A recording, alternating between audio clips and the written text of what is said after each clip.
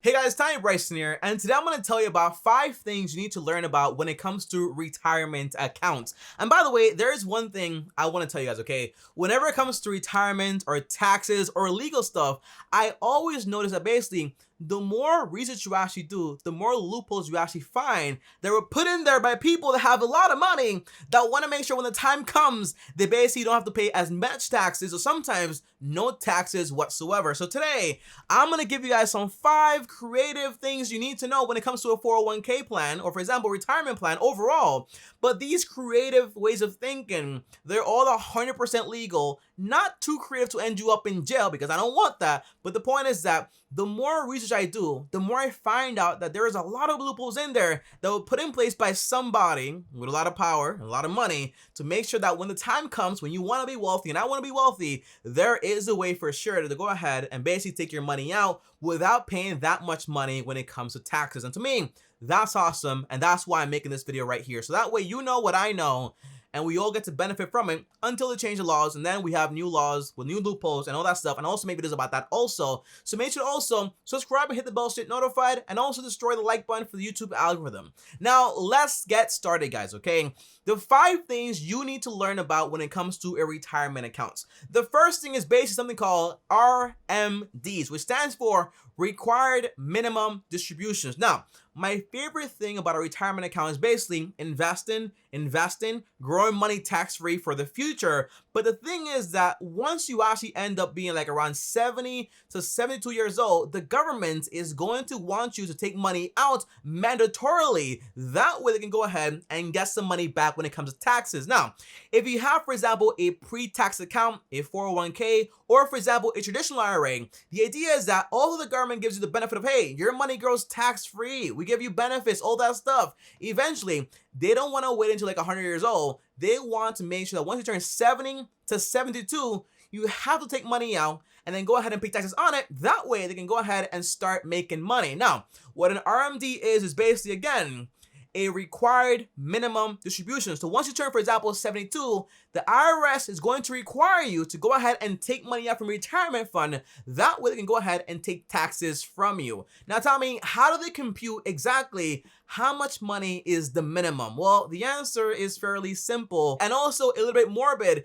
if I'm being honest here, okay? And the idea is that the way they compute it is basically they take your account balance and divide it by your life expectancy according to a uniform life table. Meaning, for example, I'll show you guys right now, just so you guys can actually see exactly what they actually do here. And here it is, okay? They take into account this table right here. So for example, they assume that basically, if you're around, let me just zoom in, though you can see everything, guys, here. But they assume that basically, if you are, for example, 70 years old, you're only going to live for an additional 27 years. If you're around 80 years old, only gonna live for around 18 years. And basically, they grab your account balance, divided by that number, whatever age you actually are, your life expectancy, and then they get basically what your required minimum distribution is supposed to be. That way you can go ahead and get some money from you when it comes to taxes. And if you don't take that money out because you want to be cool and fancy and you want to forget about it, then whatever the minimum was, they go ahead and take 50% of that money and take it right out as a penalty.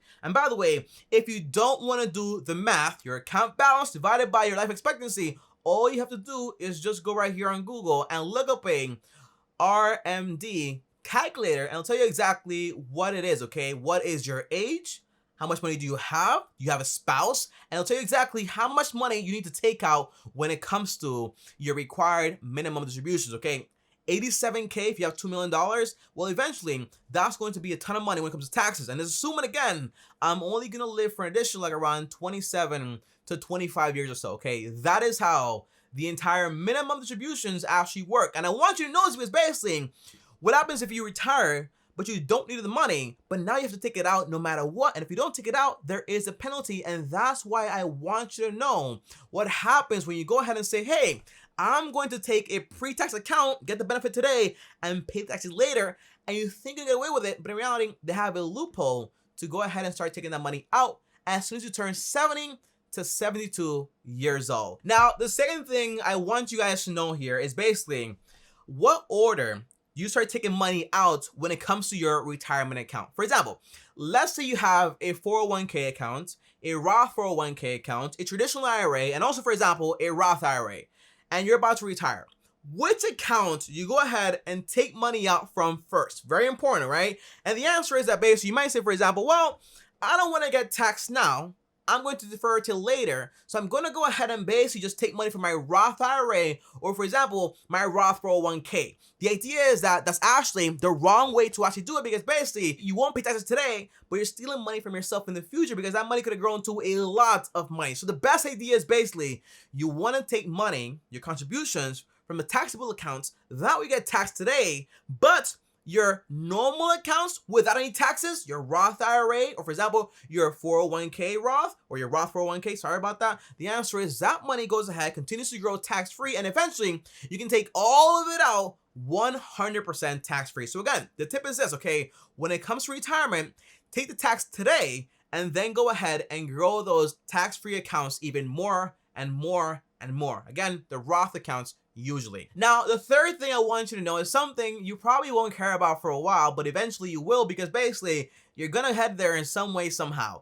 The idea is that unless you're perfect, most likely throughout your whole lifetime, you're going to have more than one job and basically more than one retirement account. Now, let's say, for example, Tommy, if I have a bunch of accounts, how do I keep track of it? And what should I do to then go ahead and consolidate and have all of my retirement money for like pre-tax in one account, or for example, my after-tax income or retirement accounts basically in one account also? How do I consolidate to have everything just in one account, okay? How can I actually do that? The answer is that, let's say for example, I decided to go on a fast food restaurant employer of the month or employer of the decade journey. So I spend 1 year at McDonald's and I have, for example, a 401k there. Then I go to Burger King, then Wendy's, then Popeyes, and that's all the ones and Chick-fil-A, In-N-Out.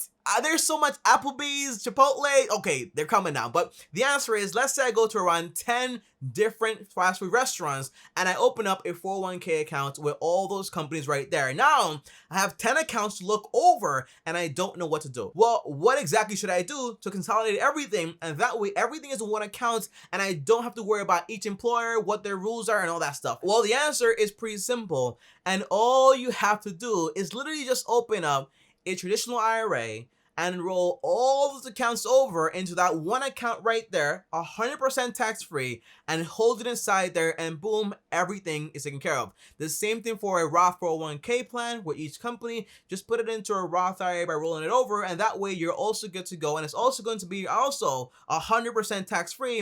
And I think I said also around 10 times, so I want to apologize for that, but that's the point. If you have a lot of different 401k plans, just consolidate them by putting, for example, in traditional IRA and putting all of them in there, and that way you only have one to actually worry about. And that's what I would do if I switch jobs over and over again. And you might say, Tommy, that's not going to be me. In reality, most likely, at some point, your job is going to become obsolete. There will be layoffs, pandemics, and you never know what's going to happen. So you want to know exactly how to do it. That way, it can also be taken care of. Although unlikely, it is also pretty likely that it's possibly going to happen. Now, the fourth thing I want you guys to know about, and this right here is top secret. I didn't know about it whatsoever, but it is going to save your life when you're basically like 60 or 70. You're probably going to thank me when it comes to this right here. Now, let's say, for example, you're actually in your 70s and you're like, hey, I have to take money out. It's required. I have to. What can I do that way?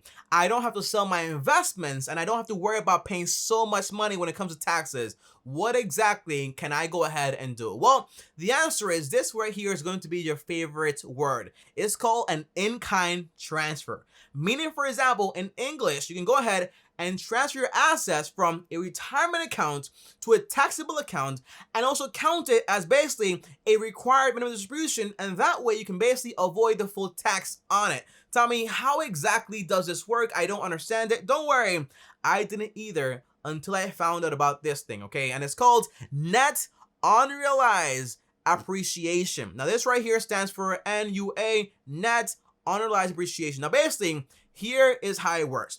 Let's say, for example, in my retirement account, I bought around 100K worth of Apple stock, right? 100K worth. And maybe 30 years down the line, now that money is worth around $1 million. Well, what exactly can I do? That way, I don't have to pay a lot of taxes and all that money right there. Well, in reality, with the NUA rule and also the InKind rule, in reality, the IRS allows me to go ahead and transfer the assets and only pay taxes on my cost basis. So only the amount of money it actually cost me. So in reality, only the 100K and not the full $1 million that actually appreciated to over the past 30 years. So that way, basically, I can transfer it over, not sell it, and have a lot more options in a taxable account. And it also counts as a required minimum distributions. And that way, it helps me avoid a lot of money when it comes to taxes. Now, to be honest, guys, I do want you guys to know that basically, once that money is in a taxable account, even once you sell it, you will be taxed on it, obviously, right? But the point is, you don't have to sell it if you don't want to. And especially, for example, let's say we're actually in a bad market year, like a bad depression, and then the IRS wants you to go ahead and sell your investments to actually meet the requirement. The answer is, don't do that. Just transfer it over on your cost basis, and that way you can qualify for the requirements, but you don't have to sell anything and wait until the market recovers. And that way, when you sell at a good price and not, for example, at the price they want you to basically sell on, okay? And that, again, is basically an in-kind transfer when it comes to retirement accounts. And also, the word is going to be your favorite word, is basically called NUA, net unrealized appreciation. You only get taxed on the money it actually costs you to buy those investments and not on the full appreciated value of the investments. And that right there blew my mind when I found out about it. Okay, awesome. Now, the last thing I want you guys to know about, number 5 here, is called a Roth conversion ladder. For example, if you want to take money out of your traditional IRA or your 401k plan and put it, for example, into a Roth IRA with a lot more options, there is a way to do it without getting penalized like crazy, okay? And here's exactly how this works. Now, let's say, for example, I'm going to retire very soon, like in 5 years or so. And basically, I have a 401k plan with around $300,000, okay? And I'm going to need around $50,000 every single year for retirement. Well, the idea is that if I transfer over that 401k plan into a traditional IRA, that's going to be 100% tax-free, right? It's just an IRA, traditional, also pre-tax from a 401k, just put it in there, 100% tax-free, okay? However, I want to transfer that money from the IRA, traditional IRA, into now a Roth IRA. Now, here's exactly what you actually want to do to avoid a ton of money in taxes. Well, just roll over the amount of money you're going to need every single year for your entire retirement. So the first year, I roll over $50,000. And over the next 6 years, I roll over $50,000, 50K, 50K, 50K, until I basically have $0. That way, I only pay taxes on the 50K, hopefully not that much money because my tax bracket, and that would now have all that money in a Roth IRA. I can take it out 100% tax-free, no penalties, and that's how everything basically works. And every year after that, I can take out 50K, then 50K, then 50K, 50K, or just leave it in there 100% tax-free, growing in my Roth IRA. And that is exactly what a conversion ladder actually is. And it's something I'm going to do when it comes to, because I also have a 401k plan with my business. So basically, when the time comes, I'll roll that over just like that. And that way, in the Roth IRA, I can take the money out and do whatever I want with it whenever I actually want. And to me, that's awesome. But guys, overall, those are 5 things you need to look out and know about when it comes to retirement accounts. Hopefully this video right here helped you in some way. And on top of that, if you have any questions, comment down below. I'll be down there. And on top, if you're new here, well, make sure to also like this video. Also, subscribe, hit the bell so you get notified. And before I go, if you want to talk to me or text me, search my Patreon link down below or send me a DM on Instagram at Tommy Bryson. And if you want to see exactly how much money I invest and into what, here's that video right here. Click on. See you guys tomorrow. Thanks for watching, and as always, peace.